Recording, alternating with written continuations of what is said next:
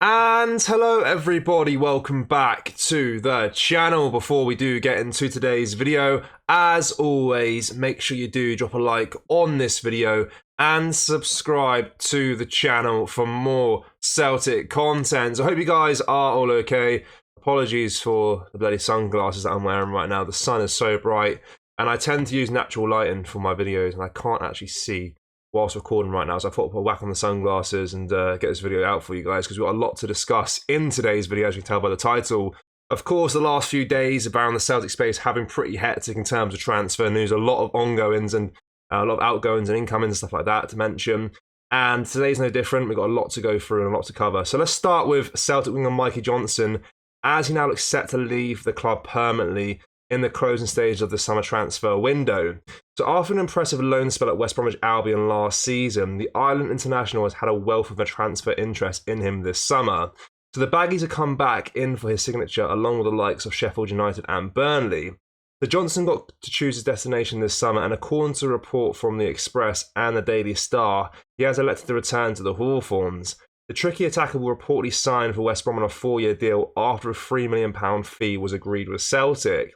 He travelled to the Midlands late last night after saying his goodbyes in Glasgow. The academy graduate made 93 appearances for the Hoops and won 13 trophies during his time at the club. He was given several opportunities by many managers though, and amid injury issues and a lack of consistency, he never truly made it at his boyhood side, and move elsewhere is best for all parties. So yeah, we mentioned yesterday how it looked like he would go to Sheffield United after he had accepted a £2.5 million bid for him. So two good things about this one is that he goes back to the club that he did so well at last season on loan, and it's £500,000 more in Celtic's pocket as well for the transfer, which is definitely good news there. So best of luck to Mikey Johnson, wish him the best. Hopefully he can kick on and get his career back on track, I suppose, or back to where it was last season at West Bromwich Albion and try and do a good job for them.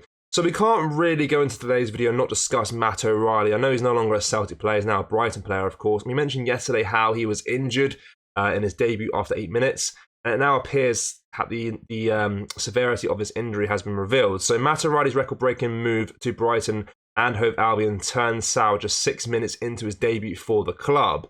So the former Celt started in Tuesday night's Carabao Cup tie with Crawley Town, but was subject to a horror tackle from Jay Williams. O'Reilly had to be withdrawn early on, the attack-minded midfielder limping off in visible distress. He was seen heading to the car post-match in crutches, and now things have gotten even worse for the 23-year-old. Indeed, this morning it has been confirmed that O'Reilly requires surgery.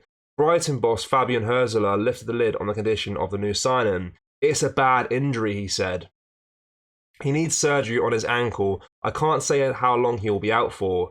So hopefully O'Reilly can get back to fitness sooner rather than later for Brighton. A terrible start to his career there, which is really sad, of course. I mean, we spoke out about O'Reilly. Yes, it's sad that he left the club, but the way he left, the professionalism that he showed throughout the whole deal, the whole transfer saga was superb. The guy gave it us all on the pitch for Celtic, even though we kind of knew he'd be leaving this transfer window. So it's so sad to see him get injured first few minutes into his Brighton career. I think he'll come back from that surgery a good player, still a better player as well, and really kick on. The guy is a true professional, so Brighton fans, you've got a really good player on your hands there. So hopefully he can get back to fitness sooner rather than later. Now let's get into some more interesting news now, because we just spoke about a player that's leaving that never really made an impact at Celtic. We just spoke about Matt O'Reilly, who's no longer a Celtic player. So let's talk about a player that could be coming to Celtic. A little bit more exciting news here. So Celtic had their £5 million bid for Sheffield United's American defender Austin Trusty knocked back earlier today, but aren't prepared to take no for an answer. So the Hoops have now increased the offer to £5.5 million for the USA international, who joined Sheffield United last summer from Arsenal in a £5 million move as the club prepared for a season in the Premier League. That didn't go well, and they were adrift at the foot of the table for most of the season before suffering relegation back to the Championship. Trusty has been on the subs bench for early matches this season as transfer speculation surrounds the left-sided centre-back. So Trusty is an international teammate of Cameron Carter-Vickers. Of course, he plays for Sheffield United. He's been on the subs bench throughout the start of the campaign for them, but this is very exciting transfer news here, of course. £5 million, a bid rejected by Sheffield United, fair enough. They paid that last summer for him. They probably want to make a little bit of money on their player. And Celtic have gone back in for him for £5.5 million. Now, look, we discussed We needed a centre-half all of this transfer window. I don't think Scales is up to the standards of a Celtic player, especially as we try to compete in Europe. Of course, the Champions League draw is tonight as well. I want to do a video on that later. We'll see how that one goes.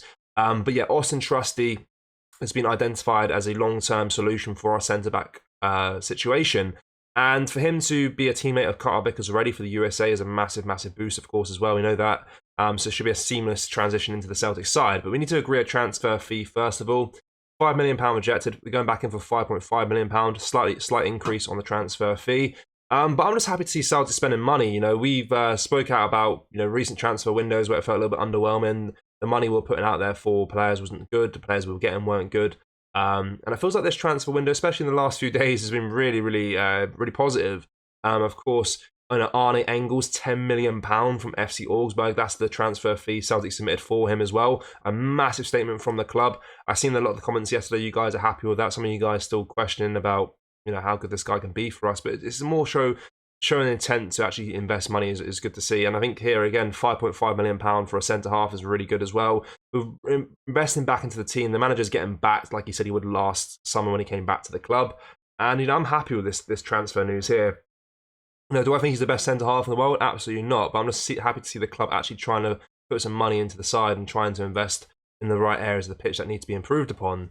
So yeah, Austin Trusty to Celtic, still talks ongoing for the transfer fee. But things are looking all positive right now, which is really cool to see. So yeah, that's pretty much it in terms of transfer news today. I'm sure a lot's going to happen in the next few days around the club. A lot of news will be coming to fruition, I'm sure. I mean, there's a lot of things need to happen. We just signed Alex Val from Barcelona, of course, as well, the left back on loan for a season. A very good signing there. People saying that we still need a right winger. I don't think we'll get one this summer. I think we'll focus our attention on the centre half, of course, and a midfielder to replace Matt O'Reilly, as we've seen with Arne Engels and Austin Trusty. But I think right winger was sorted with Nicholas Kuhn this season, or the first half of the season, at least until January. Then we'll reevaluate our options. But if we can get Trusty in and Engels, I think it's a very successful transfer window. Of course, I'd rather have kept Matt O'Reilly at the time, but that just seemed unrealistic when £30 million was thrown at him. But yeah, I'm happy overall the transfer window now where we're sitting if we can get these two players in through the door. I want to know your thoughts, first of all, on the Austin Trusty transfer news, the Matt O'Reilly injury, Mikey Johnson leaving the club to go to West Bromwich Albion, and what's your thoughts on the transfer window as a whole? I'm very interested to know. I think it's been a lot more successful than it has been in previous seasons.